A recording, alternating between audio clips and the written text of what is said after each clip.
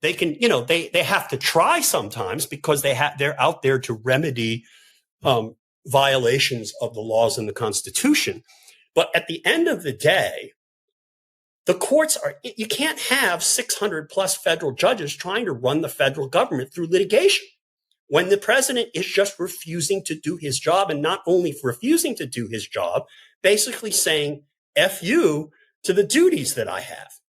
A country can't survive on court orders alone. Conway drives the point home. The judiciary can shout, can warn, can rule, but it can't govern. When a president looks at the Constitution and sees not a contract, but a dare, it doesn't matter how many judges try to stitch the fabric back together.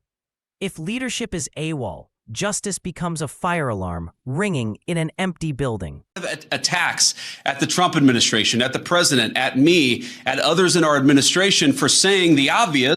When J.D. Vance says they're being attacked for saying the obvious, he's right.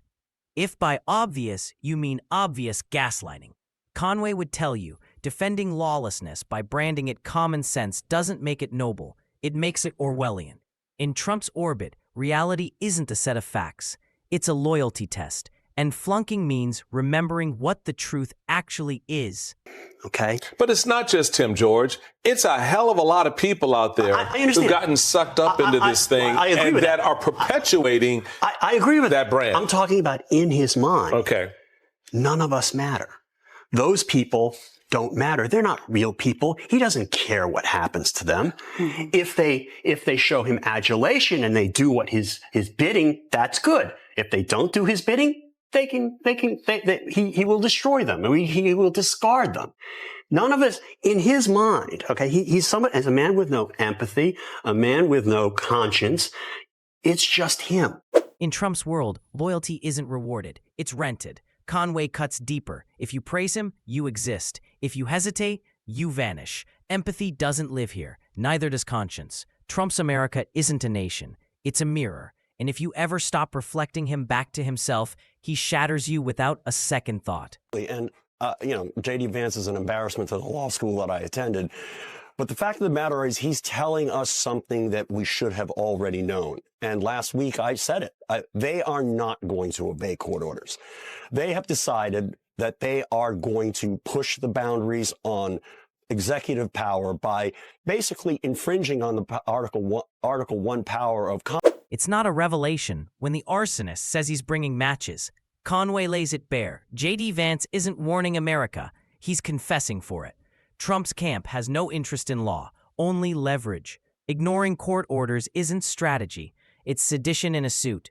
And when executive power bulldozes Article 1, it's not about restoring greatness. It's about erasing accountability. Donald Trump, we know, is basically a Matryoshka doll? How do you say that? Of lies and mendacity. Basically, he'll lie. Then he'll lie about lying. Then he'll lie about lying about lying. And then he'll lie about lying about lying about lying. And that's what he...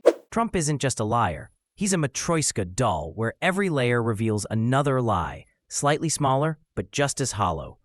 Conway spells it out. With Trump, you're never uncovering truth, just peeling back fresher lies. It's not accidental. It's architectural. A structure so dense with fabrication that by the time you realize you've been spun, you're already dizzy enough to doubt gravity. The only recourse is to go out on the streets and march. That is the only recourse. The courts have no mechanism to enforce their orders other than through the United States Marshal Service, and thus through the Department of Justice, thus through the executive branch. When the courthouse doors slam shut, the streets become the only courtroom left. Conway spells it out. Courts don't have magic wands. They have marshals. And marshals answer to the executive branch. If the people at the top ignore the rulebook, justice doesn't vanish, it marches. And history reminds us, ignoring court orders isn't defiance. It's the opening act of a constitutional crisis. The reason why we obey court orders is because the executive branch complies with court orders. If the executive branch does not comply with court orders and makes a point of saying that we will not comply with court orders, the rule of law, as far as the federal government is concerned, is over. And that is something we need to start focusing on and discussing, because that's where these people will go. The Constitution isn't self-cleaning. Conway draws the line. If a president shrugs off court orders, the republic isn't just bending, it's breaking. Rule of law only exists when those in power choose to respect it.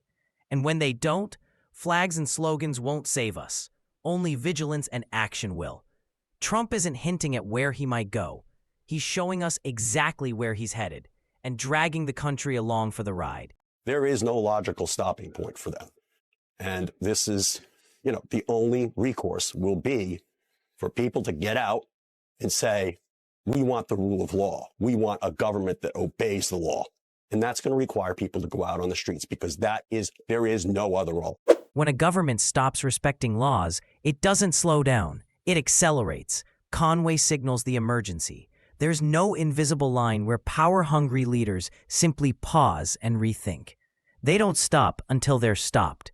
If America wants rule of law to mean more than nostalgia, it won't be enough to wait, or hope, or tweet. It'll take feet on pavement and voices in the street, because silence is the real surrender.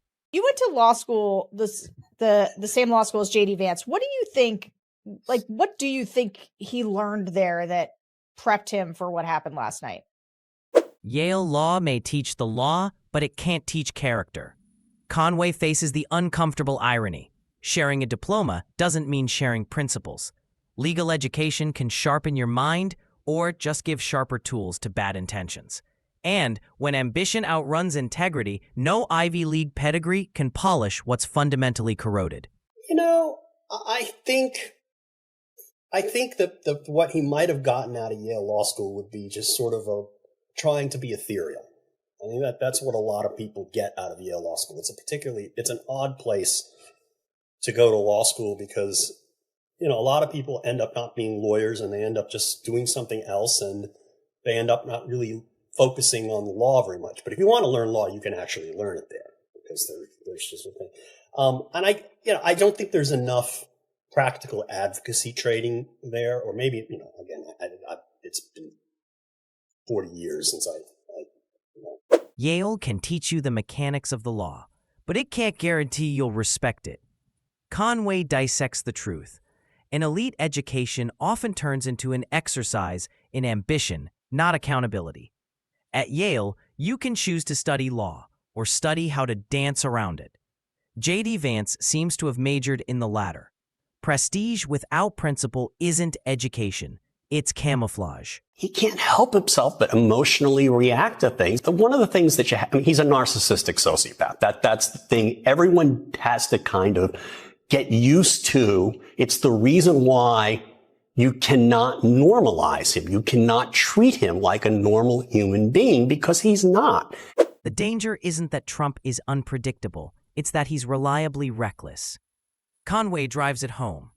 Treating a narcissistic sociopath like a statesman is like asking a tornado to obey traffic lights. Trump doesn't respect norms because norms require empathy, discipline, and restraint. 3 currencies he's never traded in. Normalizing him isn't pragmatism, it's surrender. There was a bipartisan immigration bill that was going to try to fix some of this stuff. And Trump didn't want to fix it. He made the House vote against it because he doesn't want a rational system. He wanted the system to fail. And they don't want law. When the system works, Trump loses his excuse. Conway spells it out. Trump didn't want immigration reform. He needed immigration chaos. Stability doesn't fuel fear. Functioning government doesn't fuel grievance. In Trump's America, failure isn't a problem. It's a platform. And the only law they want is the law of permanent outrage. What do you know about the OPM and OMB, and they're just like offering people, not buyouts. Buyouts is a misnomer. They're basically just like, we're going to pay. I mean, they're kind of, it's a combination of Project 2025 and shit coming out of Elon Musk's ass. Yeah. Forgive my language. When a regime offers buyouts, it's rarely buying peace. Conway strips it down. Project 2025 isn't about reform. It's about purging, replacing expertise with obedience, substituting competence with cult loyalty. It's not government restructuring. It's political arson disguised as HR paperwork. And if the smell reminds you of Musk's latest Twitter tantrum, that's not a coincidence. It's the business model. 1980 to 2018. Okay? I don't want to see a Republican Party led by a fascist, but he is a fascist. He cannot help but be a fascist. His personality disorders make him a fascist. He does not care about anyone else. He does not care about... Conway doesn't just call Trump a fascist. He diagnoses him. Trump isn't embracing authoritarianism because he read Mussolini. He's doing it because he can't spell empathy. His disorders don't nudge him toward tyranny. They shackle him to it. Fascism isn't Trump's political choice. It's his neurological destiny.